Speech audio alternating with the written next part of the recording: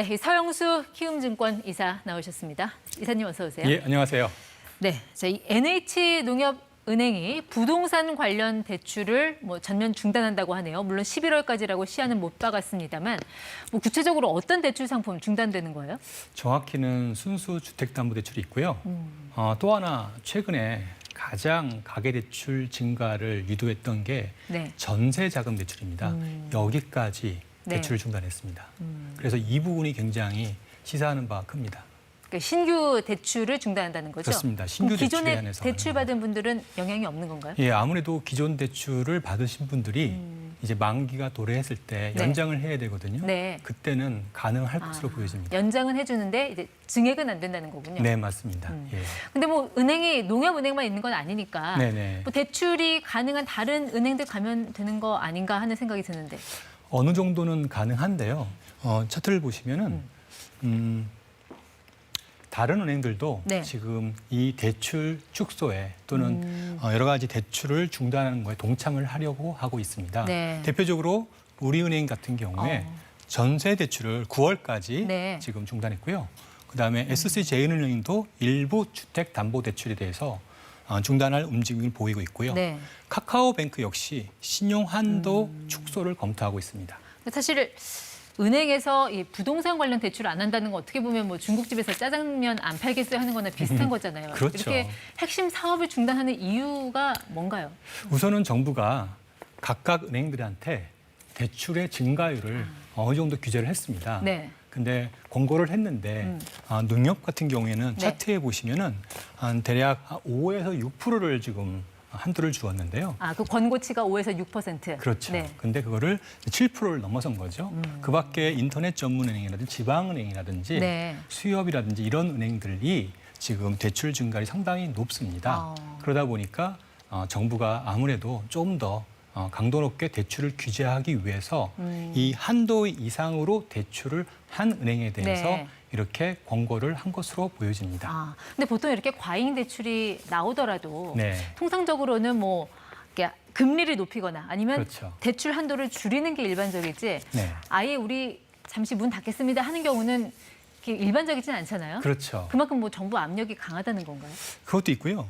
과거에 비해서 정부의 여러 가지 대출 규제가 잘 안 먹히는 상황. 네. 이게 핵심입니다. 다시 말하면 최근에 가계부채 관리 방안이라든지 DSR 규제를 했잖아요. 네. 그럼에도 불구하고 대출이 계속 늘어납니다.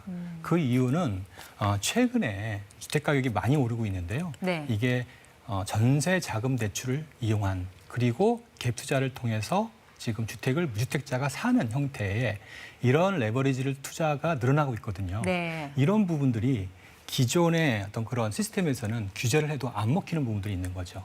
특히 전세자금 대출은 네. 아무래도 서민들이 이용하다 보니까 대출을 규제하기가 상당히 어려웠던 부분이 있습니다. 네. 어쩔 수 없이 총량 규제로 대출을 규제한 것이다. 네. 이렇게 보시면 될 것 같습니다. 은행들이 그렇게 이제 대출 문을 걸어 잠그려는 움직임이 보이면 네. 이 대출을 좀 미리 받아놔야 되는 거 아닌가 해서 좀 가수요가 몰릴 가능성 이런 거에 대해서는 좀 어떻게 보세요? 충분히 그 가능성도 있죠. 하지만 지금 각 은행들이 네. 지금 적극적으로 대출을 줄이려고 하고 있고요. 따라서 아마 실수요 정도만 대출이 가능하고 네. 지금과 같이 주식이라든지 부동산이라든지 가상자산 투자를 위해서 대출을 받은 그런 사례들은 앞으로는 좀 힘들어질 것이다. 이렇게 볼 수 있을 것 같습니다. 가계 부채 상황이 그만큼 좀 심각합니까? 좀 어느 정도까지 와 있어요? 정말 상당히 심각한 상태라고 봐야 될 것 같습니다. 공식적인 가계부채는 대략 한 2,000조 정도 되거든요.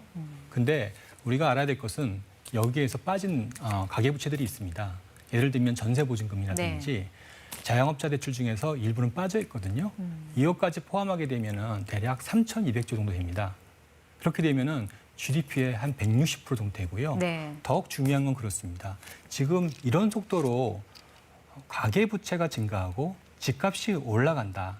이렇게 가정을 한다라면 아마 2년 뒤에는 한국의 가계부채는 실질 기준으로 4,000조를 넘을 것으로 보여집니다. 네. GDP의 200%에 해당되는 수치입니다.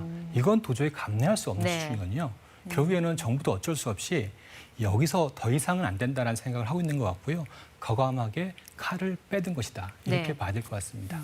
근데 고승범 금융위원장 후보자 같은 경우는 아직 뭐 취임하기도 전인데 그런 얘기를 했어요. 이제 가계부채 안정적인 조치를 위해서 강력하고 빠르게 추진하겠다. 자, 아무래도 이제 대출을 받으시려는 분들은 좀 고민이 많으실 것 같아요. 이렇게 되면. 그렇죠. 예. 가장 큰 걱정인 게 이제 실수요자들이 대출을 받기가 어려울 것 같습니다. 하지만 기본적으로 대출의 규제가 네. 강도 높게 진행되는 부분들이 이제 투기 목적, 투자 목적으로 좀 1인당 대출을 많이 받는 사례, 네. 이 부분에 대한 규제가 강화되는 거거든요. 그래서 이 부분을 걷어내면 실수요자는 네. 어느 정도 대출을 받는데 어려움이 없지 않을까 그렇게 예상하고 있습니다. 근데 이제 부동산 대출뿐만 아니라 이게 신용 대출도 좀 규제하려는 그런 움직임이 보여서요. 그 부분에 대해서는 우리가 이해해야 될 부분이 있습니다. 전 세계 주요 선진국 중에서 우리처럼 연봉의 2배, 3배를 뭐 2억, 3억 대출해주는 그런 사례는 많지 않습니다. 네. 그 뜻은 무엇을 말하냐면 우리나라 은행들이 다른 나라보다 훨씬 더 개인들에게 신용대출을 과도하게 일종의 과잉대출을 해주고 있는 거고요. 과잉대출을 해주게 되면 자연스럽게 그 돈은 자산 투자에 이용되거든요. 그런 부분들에 대한 경각심들을 이제 느끼게 되고요. 그래서 새로 오신 분들도 이제 자연스럽게 이 신용대출에 대해서 좀 더 정상적으로 가자. 네. 그래서 소득 범위 내에 의해서 대출을 하자. 이런 쪽의 규제를 지금 하기 시작했다. 이렇게 이해하시면 될 것 같습니다. 이제 한 가지 더 걱정스러운 거는 요즘 은행 가보면 대출 금리가 참 너무 올랐다 이렇게 말씀하시는 분들이 많잖아요. 그렇습니다. 우대 금리는 줄이고 또 가상 금리는 올리고. 근데 이제 기준 금리가 아직 인상되기도 전인데 이렇게 오르면 기준 금리가 이제 오른다고 계속 예고가 나오는데 오르면 그때는 더 올라가는 거 아닙니까? 더 오를 것으로 보여집니다. 네. 기본적으로 정부의 스탠스는 이렇습니다. 대출의 증가율을 낮추자입니다. 가장 효과적인 방법은 금리를 올려서 네. 불필요한 대출을 줄이겠다 이거거든요. 그렇기 때문에 자연스럽게 아마 당연히 이제 소비자들도 불필요한 대출을 줄이는 게 맞지 않나 생각이 됩니다. 그래서 지금 현실을 적응하는 게 맞지 않을까 이렇게 생각이 됩니다. 어쨌든 이번 주에 가장 관심 끄는 이벤트라고 하면은 26일 네. 한국은행 금통위 회의가 열려서 여기서 이제 기준금리를 올릴지 말릴지가 이제 결정이 될 텐데 그동안 이제 올릴 거라는 견해가 좀 우세했는데 최근에 델타 변이 바이러스 확산 때문에 그 인상설이 약간 뭐 좀 약화되는 그런 분위기도 좀 보이고요. 이사님은 어떻게 전망하세요? 아무래도 우선순위가 지금 가계부채 구조조정, 다시 말하면 금융 안정에 있습니다. 그 부분에 대한 책임은 어느 정도는 한국은행도 있고요. 따라서 이번에는 한국은행도 금리를 인상하지 않을까 저희는 그렇게 예상하고 있습니다. 그렇게 금리가 올라가게 되면은 결국 어떤 가계 이자 부담은 커질 수밖에 없는데 물론이죠. 이런 상황에서 그럼 수요자들은 어떻게 대처를 좀 해야 될까요? 말씀드린 바와 같이 제일 중요한 거는 불필요한 대출, 이 부분을 줄이는 게 맞지 않을까 생각이 됩니다. 제가 보기에는 한국이 과잉 금융사회가 상당 기간 지속되었잖아요. 그러면서 불필요한 어떤 과잉 소비가 지속되었다. 이것도 우리가 무시할 수 없는 부분이거든요. 네. 가장 중요한 게 자산에 대한, 부동산에 대한 네. 과잉 소비가 진행된 부분들이 네. 있거든요. 이것들을 어느 정도는 정상화시켜야 되는 게 아닌가. 네. 저희는 그렇게 보고 있습니다.